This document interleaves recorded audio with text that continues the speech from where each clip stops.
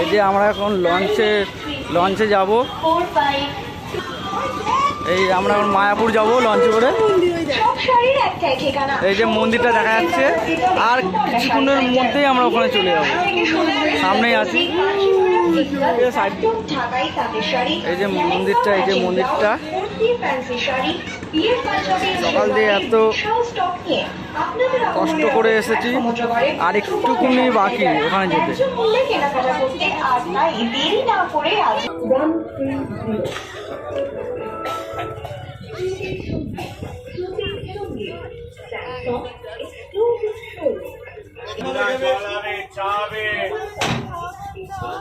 খাওয়ানো যাচ্ছে তেমন না।